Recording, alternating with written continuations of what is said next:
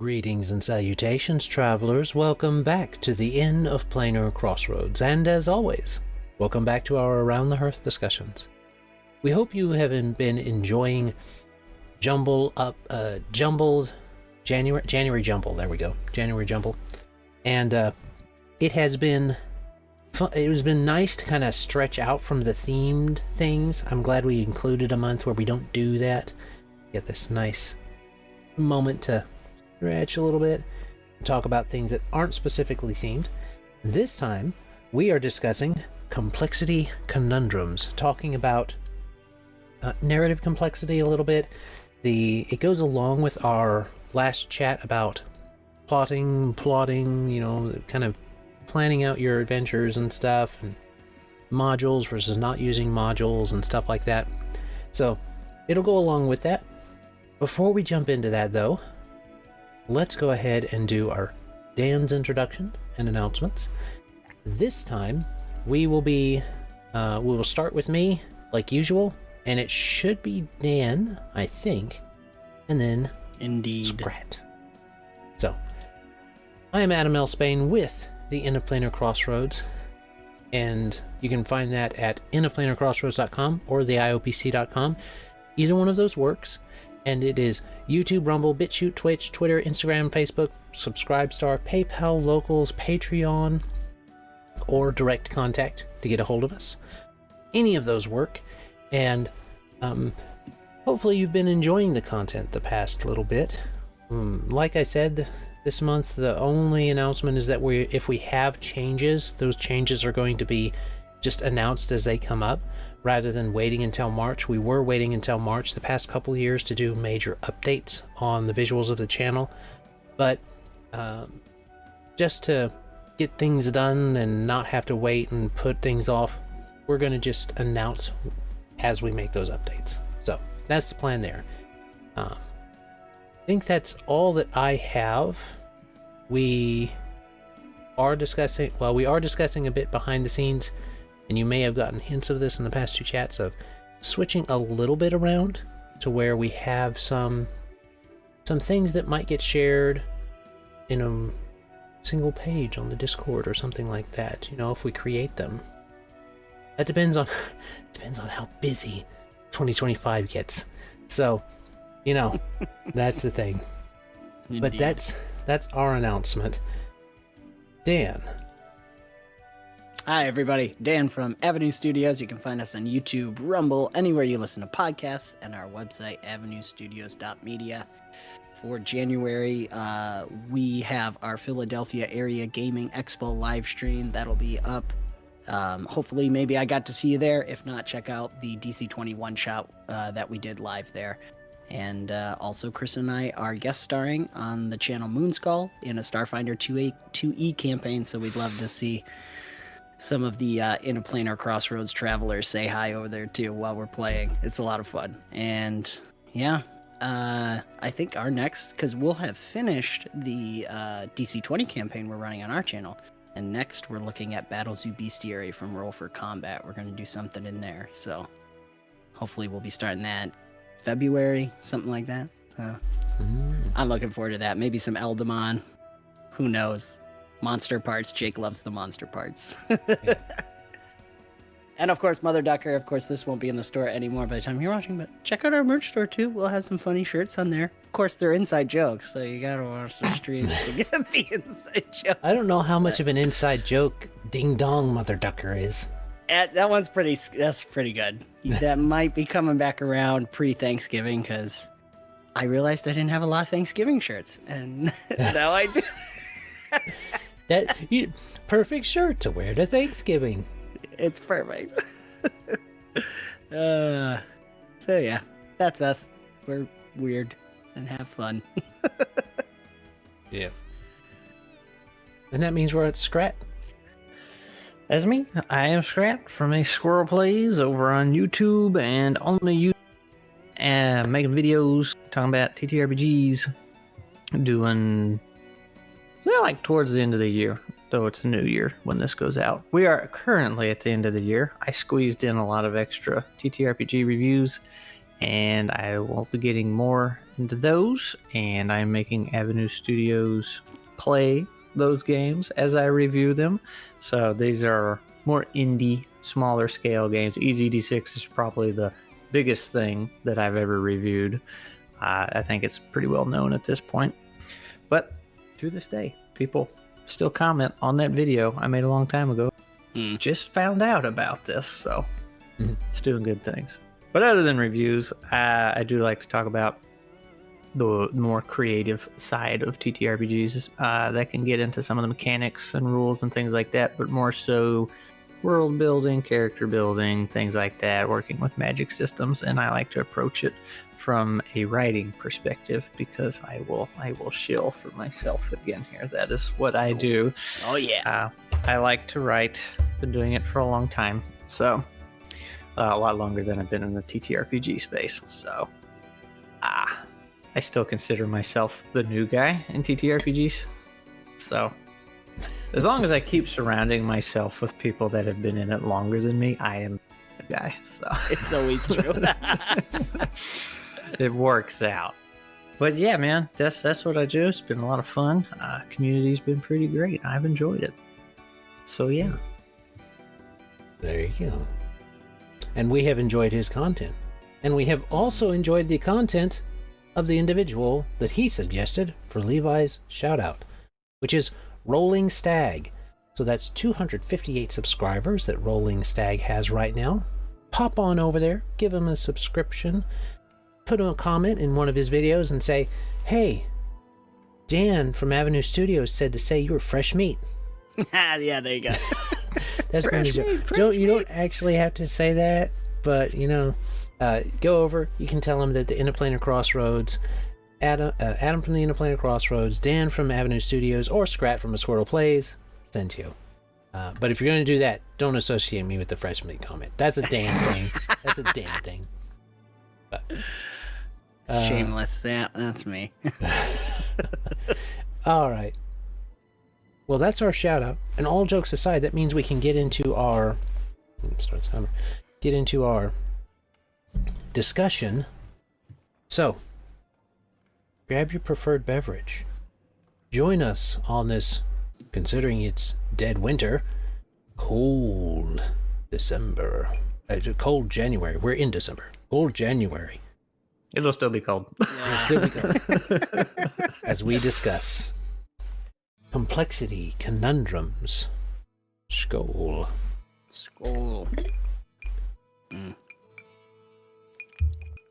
Oh yeah.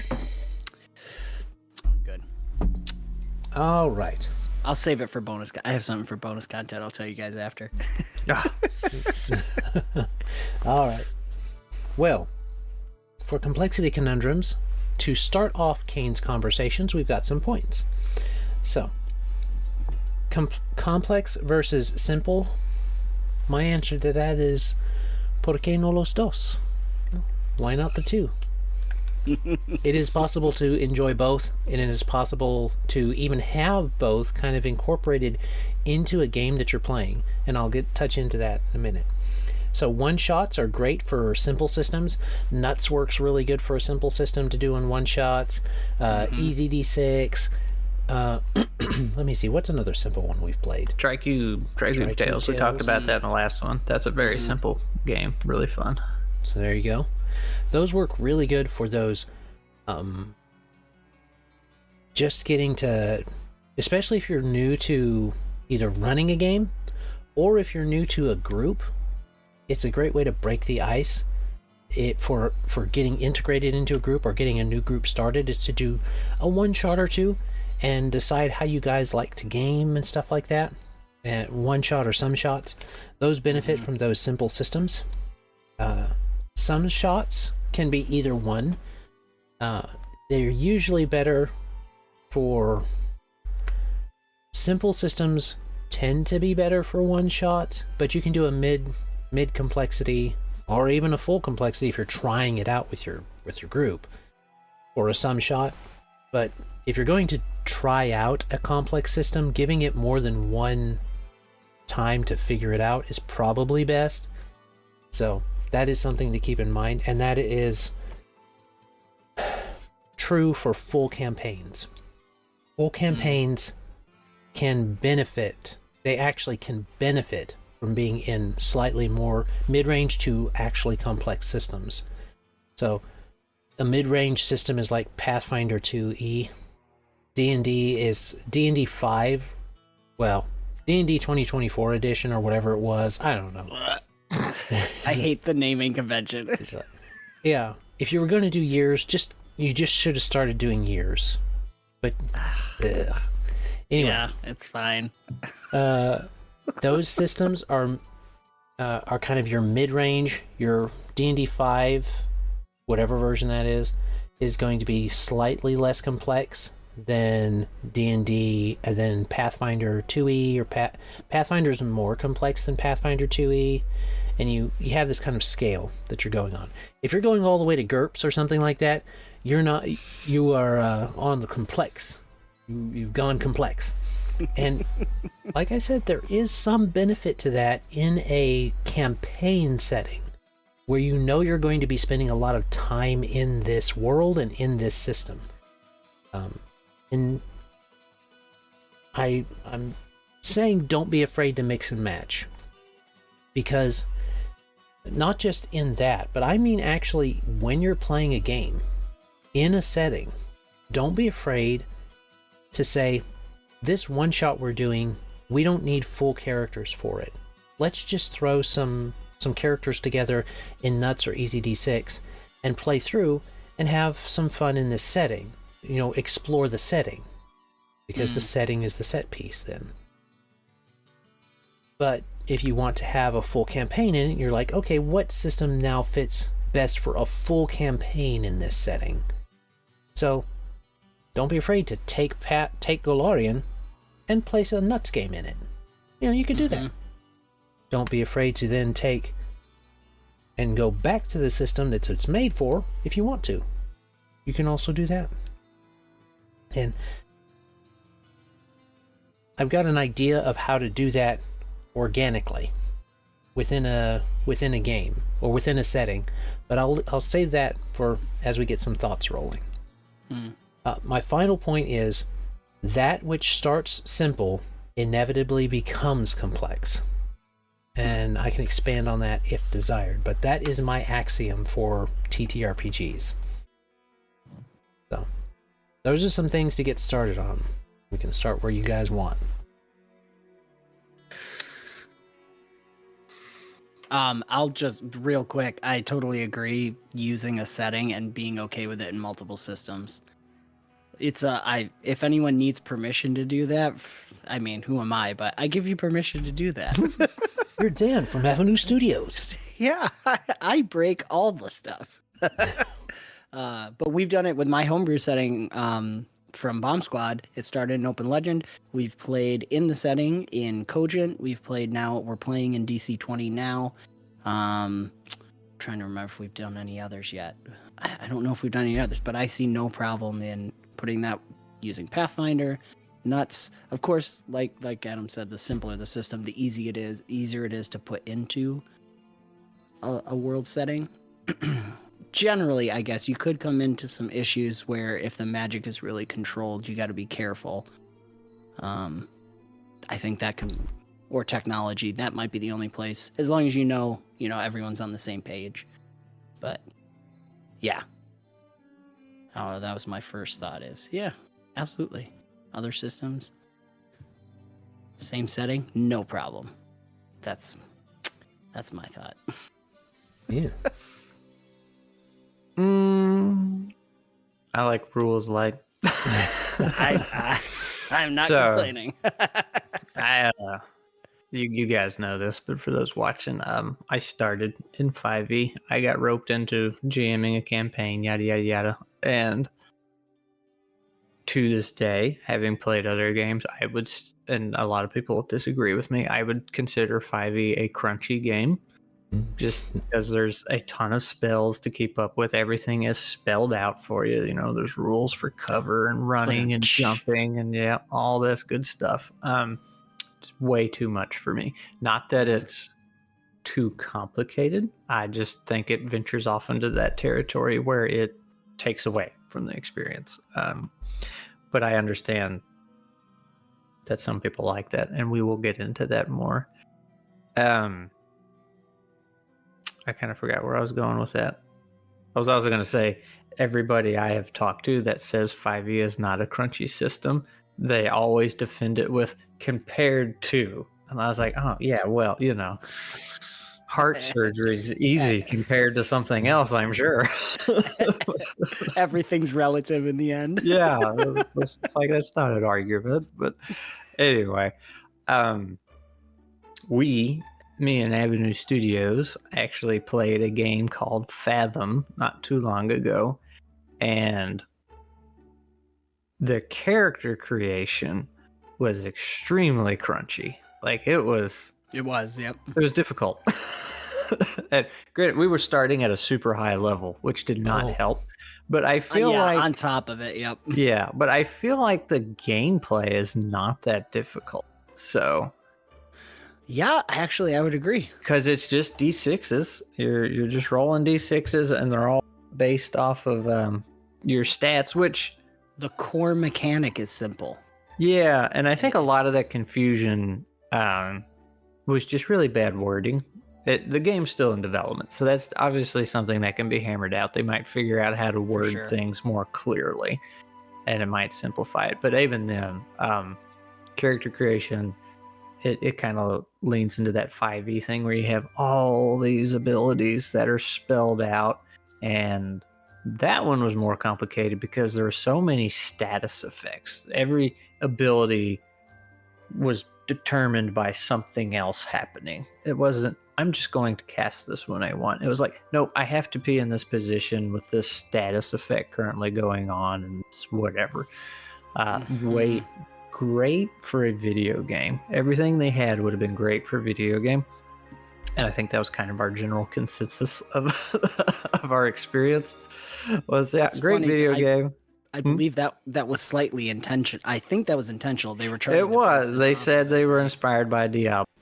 That's right. Style of game. Yes. It's like that's fine, but it doesn't translate to a table very well. But again, some people can like that, and where I'm taking this is I haven't played it yet, but I am drawn to the idea of a mech game being crunchy when you're in the mech, no pun intended. But like when you're in the mech, it's like, yeah, you got to worry about armor, you got to worry about shields, you got to worry about all your different limbs and components and stuff like that. It's like I could see that being fun, and then everything outside of the mech being simplified and rules light.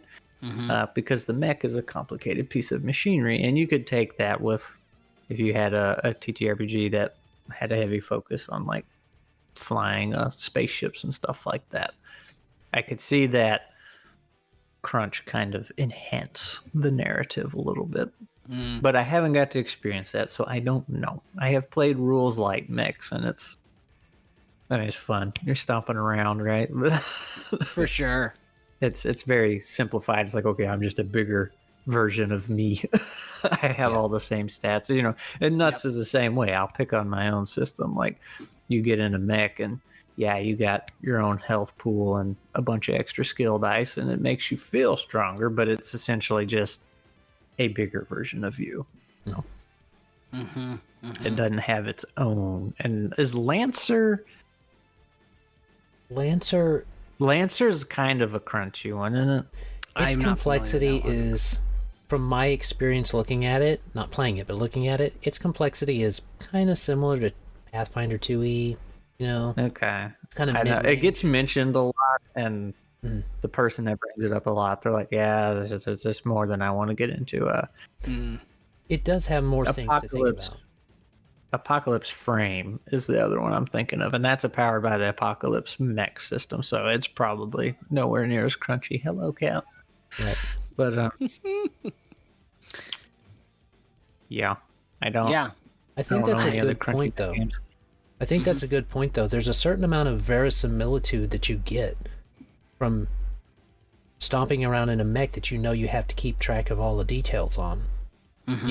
That's part of the fun of the systems like BattleTech and to an extent Lancer and stuff like that is customizing your gear That's what it's about. It's the mech, yo. That's what you're doing.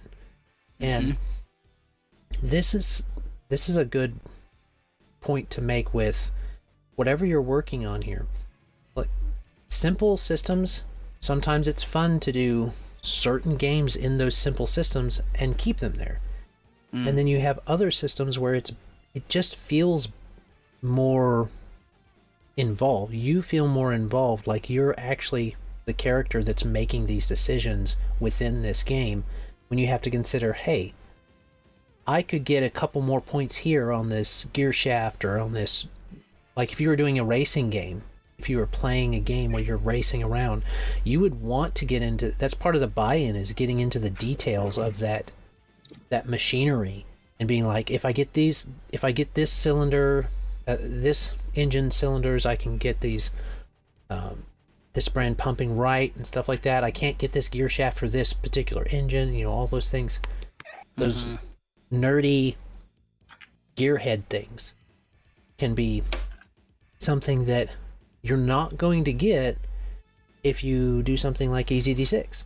It's just not going to happen. You're not even going to get that in Open Legend, which is more complex than Nuts and EZD6, but far less complex than D&D.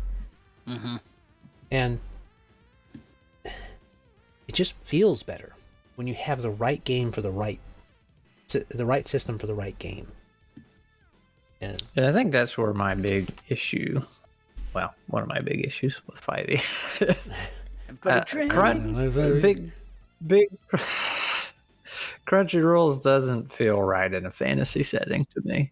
I could get behind the theory. It's like, okay, we have this really intricate, weird magic system going on in this world, and that's where all the crunch comes in. Like, you have this really gnarly magic system that has all these rules that you're able to bend and do things with. It's like, okay, that's like the mech, right? You have this one thing where all the crunch is. It's like, that could be cool, but like in D&D, it's like, no, it's just a spreadsheet of spells you're looking at, and each one does one thing, and blah, blah, blah. So I don't know if that's crunchy or just... Well, and I'm wondering, oh my gosh, I can't remember if I was talking with someone about this or I was watching it, talking about the intent behind games. Design and that intent? determining. Yeah, because that was with Peter, wasn't it? Oh, that was I had a video Peter. about that too. Oh, it was design intent. I brought it up. Yeah, I had the really goofy PowerPoint 90s design intent thing. I think I happened to watch yours and Peter's videos, Tales from Elsewhere, shout it out. I think I just happened to watch your guys back to back, so it's been in my head. We did, I feel like we did that one in our HP video. Came out pretty close to each other, yeah. Close to each other, That's so funny. But that's the idea being your game has an intent, and that can be with the crunches, which is like the mech game. I wonder if D&D being so far down the iteration, but coming from Conan the Barbarian, that's like the birth. Lord of the Rings a bit too and stuff, that being the birth, and it's had all these different iterations, and I think being the big dog, it's wanted to please everybody, and when you please everybody, you please nobody. So I'm gonna give you a super hot take here if you're ready for it. I thought about saving it for the end. Okay, so when it comes to designing, I don't mean just TTRPGs. I'm talking about like the design work I had to do for a living, anything that has moving parts in it. Complication is the coward's way out. When you start adding more stuff on because you can't figure out how to make it simple. Yes. Like that's just the easy way out. If you can't simplify it, you don't understand it, or it doesn't work. I have praised Scotty for his EZD6 many times in my videos for this, because he took all that D&D fantasy complication and just put it in a simplified thing that works. And then he turned around and did it again with Wasted Worlds, the post-apocalyptic one. It's like, yeah, resources are important. Here's this stupid, easy system you can use that makes resources important, but not a burden. So I have two thoughts on that, and I'll let you guys see what you think. One, it makes me think of, I think it's Shakespeare, right? Brevity is the soul of wit. In a lot Says of the ways. guy who was saying that. Yeah, I got you. Wait. I am not wise or smart enough to be brief. But what was I thinking? Adam got me distracted now. Oh, but that I'm just agreeing with you in general principle. My only pushback would be, and it's not really pushback because it's going back to what you guys have talked about in your videos too, that there might be something in there that you want that's important, and you can add the right amount of complexity. Because I think it was Matt Colville did a video way back talking about some of his issues with newer versions like 5e, and it's the experience points. Because there is this balance, we're always walking between story and gameplay, and I think everybody has a different emphasis, and every game you play is going to be a different emphasis. So with the crunchy systems, just speaking generally, that satisfaction of feeling progression by gaining experience points and leveling up is very satisfying, but it's at a meta level. But we are playing a game, so there's a lot of times people feel that, because it's like what you guys were talking about with the mechs. You feel that satisfaction, like Adam was saying, getting the part. You got to work towards that, and you're seeing your mech upgrade.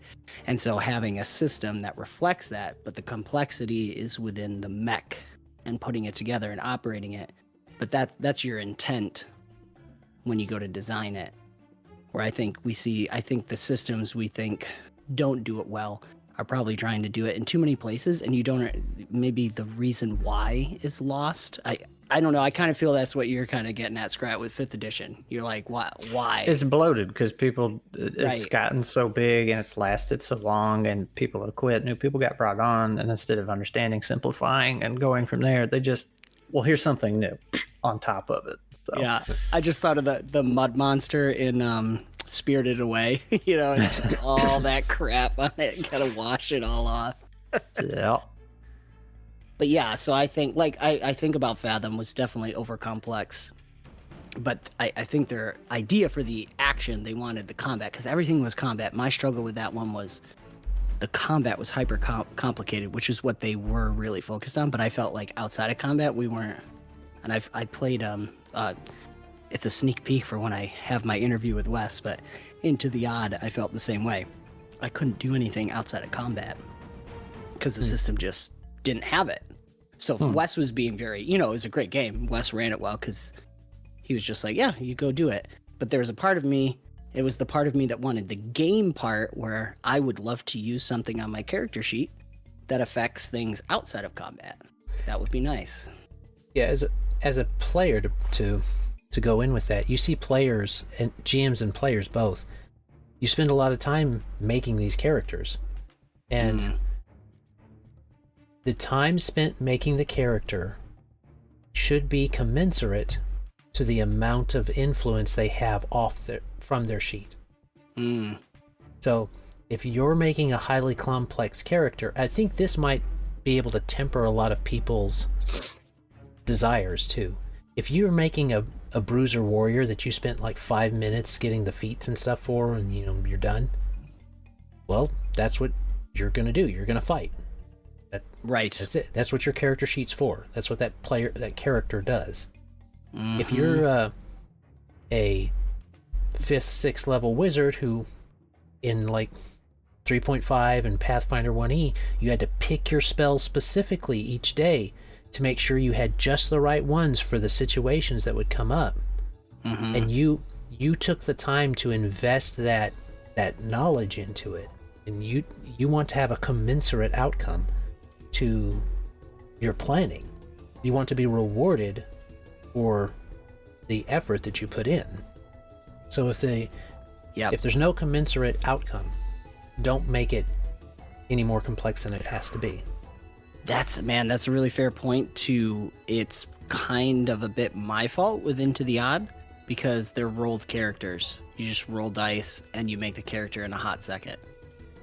And of course, me being the theater kid that I am, I put all this backstory into it, and I'm like, okay, this is how so it wasn't, I was adding stuff, but it wasn't actually in the system, right? So, so that's not the best system for me, just because of the way I like to play. Although, side note, you can have fun in any system. Just Sure, relax. that's Like, even afterwards, you can say, "Okay, I don't want to ever do that again." Have fun in the moment. That's just my Dan's nugget. Well, I did want to touch a little bit more on the last 2 points I had, which is, and you guys have actually kind of through your talk kind of broadened my on the not being afraid to mix them. Originally, I was thinking like my original idea of mixing the systems is taking a system like Nuts. It's perfect for a low complexity game like you want to play, as was suggested in Neanderthal month in Neolithic November, Unga Bunga Chunga and Wunga, and you want to play them, and they go through. They make big camp, get lots of stuff, have big campfire, find big animal, roast animal, eat animal. And so that's really good. That's really great. Why don't you start a campaign where Unga Bunga Chunga and Wunga all get that first little thing started. Then you fast forward and you change to a different system that's slightly more complex. And now they're making progress, but now you're playing the descendants, and those descendants are further along in the tech tree, and they're building up the society and stuff like that. And so there's other adventures they have, different kinds of adventures that require slightly more complexity. And you can go all the way up into a very complex sci-fi setting, like a mech setting, and have all of that detail, but you've built up into that in that setting. So you can actually use a system to symbolize, a mechanical system of gameplay to symbolize the progress through a technology tree. And that can be a way to be able to incorporate all of those things into a single setting. So that's one way to do that. And another way that kind of came to mind while y'all were talking, and I guess a little bit going back to that effort versus that commensurate effort. If you just want to play a fighter and it makes sense for you just want to play an Unga Bunga in a fantasy setting, but somebody else wants to play a wizard.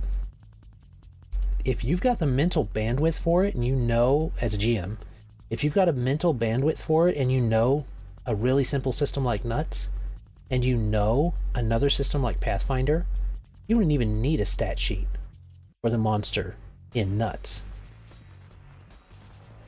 Someone can play just Unga and play Nuts, and the other person could be playing a wizard from Pathfinder 2e and going against an actual character sheet and still making a difference in the battle. I mean, if you've got the mental bandwidth to do it, you could do it. Sounds right up Skrat's alley.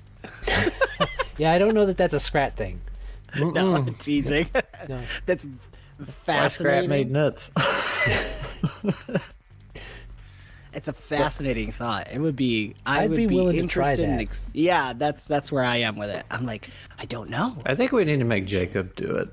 Make Jake. Well, he That does could have a break bunch him. of systems in his head. They're all in there, and they get mixed together all the time. So I was gonna say though, first, I like how Nuts is so simple that you got to use it to play as dumb cavemen. But I'll overlook that comment. What I was gonna say, the campaign we did where we were playing as mushrooms, they warped to different places, and what they come to find out, basically, it was different kind of dimensions or realities that they were warping to. I don't think I ever had the intention of doing it, but I did think it would be pretty cool each time they went to a different world. There was 8 different ones, I think, so it would have been cool to use a different system in every dimension they jumped to. oh, Yeah. Yeah, So I like, they could have gone to one, like this is going to be the whole time you're in the place. It's easy D6 back, and then you go to the next location. It's like, yep, this is whatever, Nuts, or that's how I I saw. don't even know if I know 8 different systems. That's how I solved the problem of mixing systems in the universe setting I have in my head. So spoilers if we're ever playing it. The biggest zoom out that you could get, the planes swirl around each other like an atom, and within that nucleus is the universe. The universe is that nucleus. So the planes, the closer you get to certain planes, the more one thing is more prominent than another. So if you want to play in low fantasy, you go away from one plane towards another, and that's where that planet is. And that's how I would solve that problem of reality warping in the systems. That would think. So, That's pretty cool. I like that. I like doing that type of thing with those ideas. The transporting to different places, making a difference in the system. But there was that other last point I said, where that which starts simple inevitably becomes complex. And the reason I say that is not necessarily because the rule book literally changes, but because even if you start Unga Bunga, Chunga, and Wunga in nuts, and you start moving forward in the tech tree, you start moving forward in the game, inevitably the GM is going to have to say, this works and this doesn't. And then automatically that has become a ruling. So even the most complicated system, unless they're like GURPS or something that just puts everything out there and you got all these different stats for everything, you as the GM are going to make rulings. Those rulings then become rules for that game that you're playing right then. Canon. They become canon, we can say, yes. It's a canon event.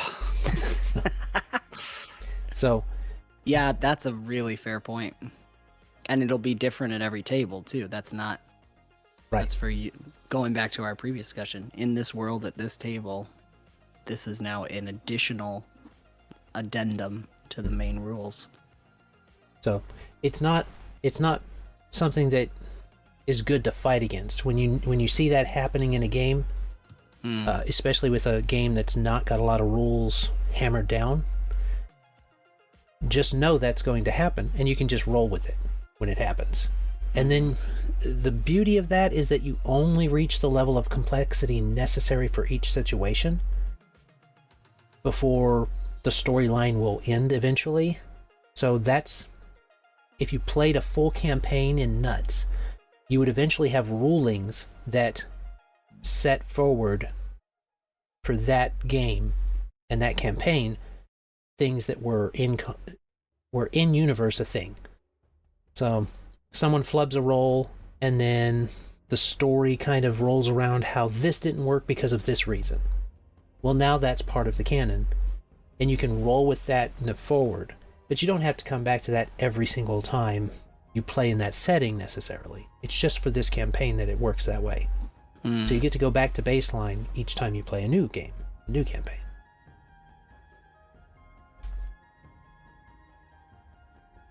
Big brain.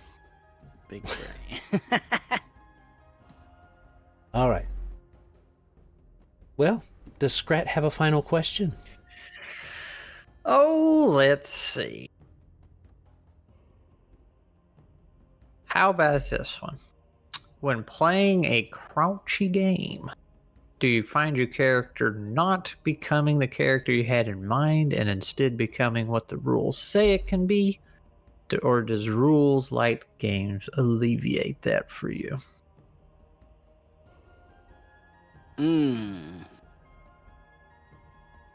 Well, so like basically, have you ever had a character in mind and you went to go play the game, make your character, and you're going through all the rules, and you're like, oh, well, I guess I can't do that, but I'll take this instead. That's actually when the times we've played nuts. That's why before I share the rule book, I kept telling y'all, I'm like, think of what you want to be, because going back to what we said about design intent, the idea with these loose open-ended skills was you can be whatever you want. Well, I wanted to be a demolition squirrel riding a turret. Yep. By the end. So that's why I was like, think of what you want. Don't look at the rules and then try and figure out what you can make with it. It's like, think of what you want to be, and then we'll make it happen. So I have had the experience. It was actually my first character I ever played in a campaign, I should say. Technically, I did a one shot before that, but and it was the same thing.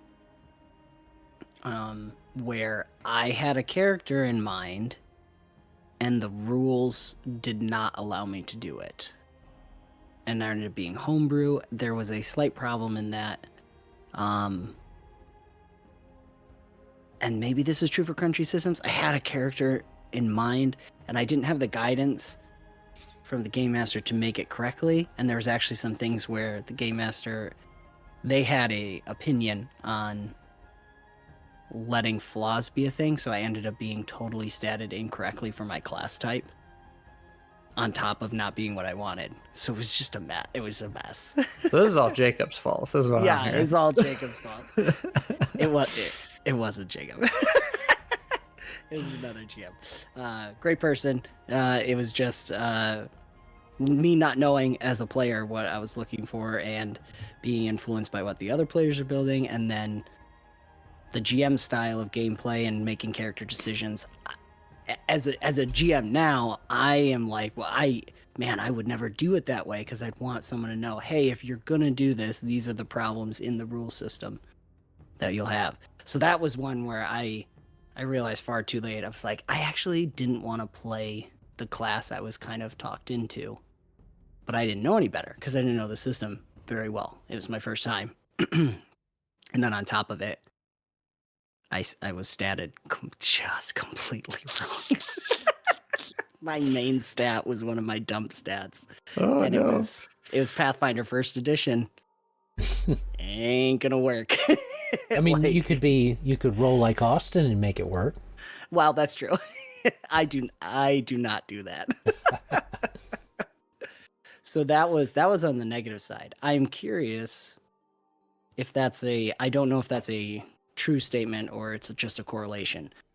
Do you want to have, because like you were saying, Skrat, with the light systems, have that character in mind? The system is flexible enough to let you make that happen.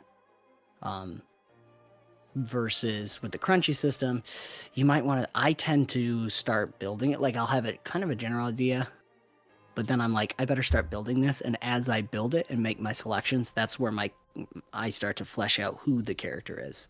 So it's almost two different approaches depending on crunchy versus light. But again, I don't know if that's 100% true. It might just be partially me.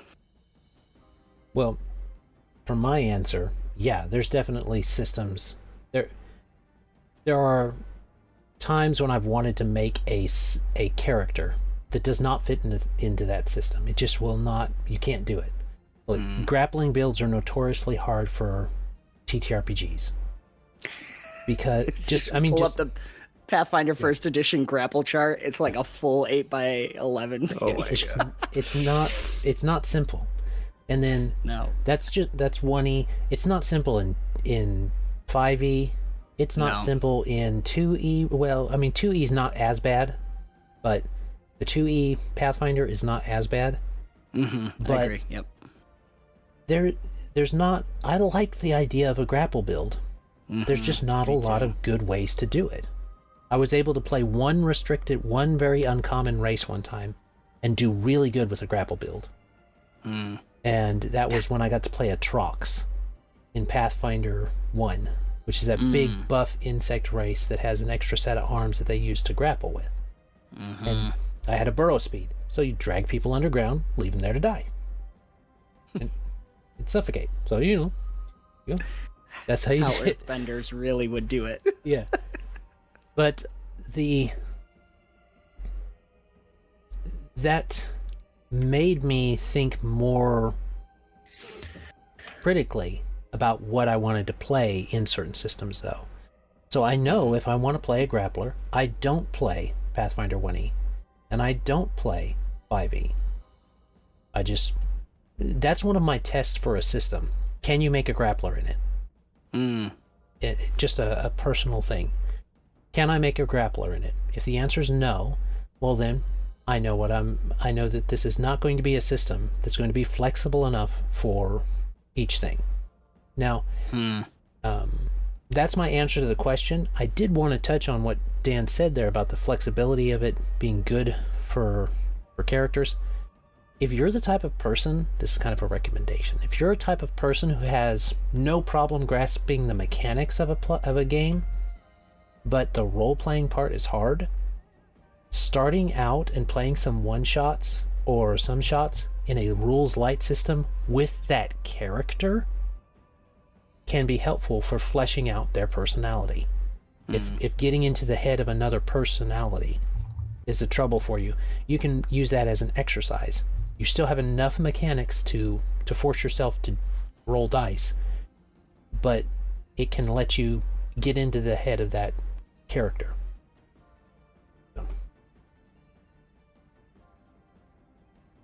Yeah, that's really interesting.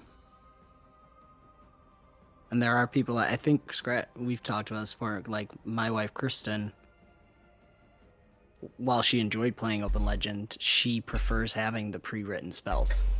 She gets stressed out by thinking it up on the fly. She likes some kind of guardrails. Yeah, well, we've brought that up before. Glee's the same way. Like, she likes having that list, and she can look through it and figure out creative ways to use them. Yep. Whereas when you have that total freedom, it doesn't happen. So. It's almost choice paralysis. And I'm opposite, because when I see all those, I can't think of a creative way to bend them and find the loopholes and stuff like that. So that's where you have to rebellious squirrel. You have to train your mind to use both. Both. Yep. Think of the power. The power of both. ¿Por qué no los dos? It's terrible, but the first thing that came to my head was Ménage à trois. No French. That's totally different. All right. Well, Skrat, do you want to answer your question before we go out? It's probably pretty obvious that it's going to be, yes, I felt restricted and I don't like it. I made a whole system about it. Well, there was that. But I will say that it is very easy when you go to make a character to go straight to the rules and say, oh, well, what can I do? And I will work from there. And that's not exactly a bad thing, because of what I said earlier, prompts can be very helpful. When you're restricted, it can help you create something new and interesting, right? And okay, well, here's my limits. Here's what I can do. I originally wanted to do this, but now I have this to work with. And what EZD6 was saying about the aspects, it's like, you don't have to do this at character creation. You can find that out along the way, and your aspects still play an important role. They can give you some boons and whatnot. So I feel like all the characters I've made to play have been for testing systems to review. So I just default go to the rules. What can I do? And then figure out what I can make. Or they're pre-mades, like we're going to have in the magical land of Yeld, to try and show stuff off. So I don't get the luxury of making my character. But I will also go off on a super tangent here, but can also perfect timing. Yeah. Your grapple build made me think of it. Did either of you play Hybrid Heaven on Nintendo 64? No. Do you even know what that game is? No. It's fantastic. It has the most out there storyline, but you could. It wasn't quite turn based. It was one of those hybrids, halfway between turn based and not. But you could level up every limb body part you had, like your arms, your legs, your head. I thought you didn't like crunchy systems, Skrat.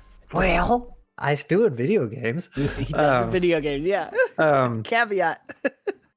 But the guy I made, he was a grappler. He always grabbed people. That was his thing. That's what I leveled up. And he would headbutt them. He'd just grab them and start at him. And then I got to the last boss and found out you couldn't grab him. Oh yeah. I think I saw this. You railroaded Skrat. It's great. It was a great game. That's one I really wish they would remaster or something like Jet Force Gemini or something. That's another fantastic one. I'll have to check that. Yeah, I do not know that one. Dude, that story is out there. I can't wait now. All right. Well, before we get too distracted on the story, Yeah. we do have to do a sign off. So, And Hybrid Heaven can be your comment. We haven't done that in the last two we videos. haven't done those last two. Okay, so last two. So, Hybrid Heaven, Skrat loves Hybrid Heaven is this comment for this time. Then last time's going to be I plotted out my plotting. That I plotted out my Nice. plotting. That's for last time. And then the first one of January, if you're a loyal watcher and stuff, go back to Backstory Blowouts and say, this blew out my backstory. So, so there Love you it. go. Those are the comments for this time, and the last two times. So we hope you have enjoyed. We hope you've enjoyed checking out our shout out, which was Rolling Stag. It is still at 258 from where we're recording, so let's try to get them up to 1,000. Remember, Skrat from A Squirrel Plays on YouTube, Dan from Avenue Studios on YouTube, Rumble, Patreon, and Locals, and then The End of Planar Crossroads, which is on YouTube, Rumble, BitChute, and Twitch, but mainly YouTube, Rumble, and BitChute. If you want to check those out, you can, and support us. Support any of us if you'd like to. And as always, travelers, have a great day. God bless and enjoy. Bye. Bye.